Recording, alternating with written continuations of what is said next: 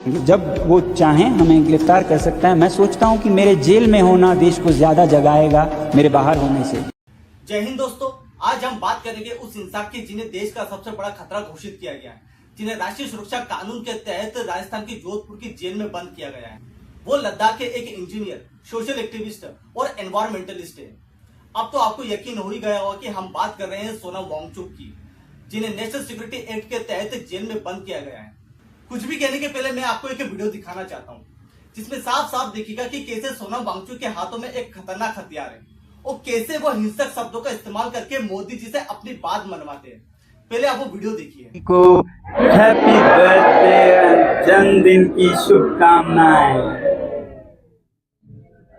प्रिय प्रधानमंत्री नरेंद्र मोदी जी, आज हमारे अनशन का 8वां दिन है और यहाँ पर 15 लोग लंबे अनशन पर हैं और 500 लोग एक दिन के उपवास और प्रार्थना के लिए जुड़े हैं। हम लद्दाख के पहाड़ों से आपको हार्दिक शुभकामनाएं भेजते हैं। हमारे पास प्रार्थनाओं के सिवा आपको भेंट देने को कुछ भी नहीं है, मगर आपके पास एक बहुत बड़ा तोहफा है जो आप लद्दाख को दे सकते हैं। आज से 5 साल पहले आपकी सरकार ने 2019 के संसदीय चुनाव में और 2020 के हिल काउंसिल के चुनाव में लद्दाख की जनता से ये वादा किया था कि आप हमें संविधान के 6 शेड्यूल में शामिल कर यहाँ की प्रकृति, यहाँ के जलवायु और यहाँ की संस्कृति को संरक्षण करेंगे। और हमारी उम्मीद हमेशा रही है कि आप हमें लोकतंत्र के लाभ भी देंगे, स्टेटहुड देकर लद्दाख को। मगर अब हिल काउंसिल के अगले चुनाव आने लगे हैं 2025 के अक्टूबर में। हम आपसे आशा करते हैं कि आप इस वचन को पूरा करके ही इस चुनाव में जाएंगे, ताकि हम फिर से आपको भारी बहुमत से जिता सकें। आज हम आपसे यही विनती करते हैं आपके जन्मदिन पर। आशा है कि आप हमें निराश नहीं करेंगे। जुले।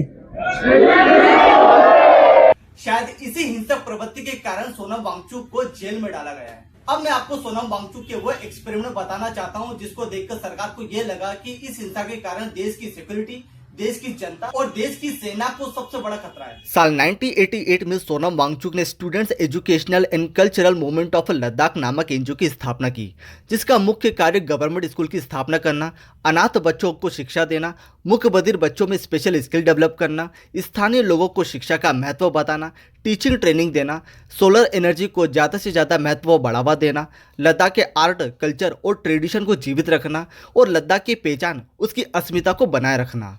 साल 2013 में सोनम वांगचुक ने आइस स्तूपा नामक प्रोजेक्ट पर काम करना स्टार्ट किया, जिसका मुख्य उद्देश्य था ठंड के दिनों में ग्लेशियर की बर्फ को प्रिजर्व करना, जिसे समर में पिघलाकर उस पानी का इस्तेमाल खेतों में करना था, ताकि जब सूखा पड़े तब पानी की किल्लत से बचा जा सके। साल 2016 में आइस स्तूपा में सफलता मिली और 1,50,000 लीटर तक का पानी आइस स्तूपा से बनाया गया। शायद इसी कारण से इन्हें नेशनल थ्रेट साबित किया गया। साल 2021 में सोनम वांगचुक ने ग्लेशियर में 24 घंटे तैनात भारतीय सैनिकों के लिए सोलर टेंट का आविष्कार किया। ये टेंट हाई एल्टीट्यूड पर सोलर एनर्जी को एब्जॉर्ब कर टेंट के अंदर के तापमान को काफ़ी हद तक आइसोलेट करने में साबित हुए। -50 डिग्री सेल्सियस तक के तापमान पर तैनात भारतीय जवानों को इससे काफ़ी मदद मिली। शायद देश के जवानों की मदद करने के कारण सोनम वांगचुक को नेशनल थ्रेट साबित किया गया। सोनम वांगचुक के वो अवार्ड और वो अचीवमेंट, जिसको देखकर सरकार को ये लगा कि इस इंसान के कारण देश की छवि खराब हुई है। साल 1996 में जम्मू कश्मीर में एजुकेशन रिफॉर्म के लिए सोनम वांगचुक को गवर्नर्स मेडल से नवाजा गया था। साल 2001 में द वीक मैगजीन के द्वारा मैन ऑफ द ईयर घोषित किया गया। साल 2002 में अशोका यूएसए के द्वारा स्पेशल एंटरप्रेन्योरशिप के लिए अशोका फेलोशिप दी गई। साल 2004 में सेंचुरी एशिया के द्वारा द ग्रीन टीचर अवार्ड दिया गया। साल 2008 में CNN IBN के द्वारा रियल हीरो अवार्ड से नवाजा गया। 2016 में आइस स्तूपा बेस्ट अर्थ बिल्डिंग के लिए इंटरनेशनल टेरा अवार्ड दिया गया। 2017 में जम्मू कश्मीर सरकार के द्वारा आउटस्टैंडिंग एनवायरमेंटलिस्ट के लिए स्टेट अवार्ड दिया गया। 2017 में ही सस्टेनेबल आर्किटेक्चर के लिए ग्लोबल अवार्ड दिया गया। 2018 में एशिया का नोबेल प्राइज कहा जाने वाला रैमन मैग्सेसे अवार्ड से सोनम वांगचुक को नवाजा गया। वाकई इतने अचीवमेंट और अवार्ड के कारण सरकार को यह लगा कि ऐसे इंसान को तो जेल में ही रहना चाहिए। दोस्तों, सोनम वांगचुक के एक गांधीवादी विचारधारा के इंसान है, जिन्होंने हमेशा से ही अहिंसा का रास्ता अपनाया है। वो पिछले 5-6 सालों से उन्होंने लद्दाख की डिमांड के लिए अनशन या भूख हड़ताल का रास्ता अपनाया है।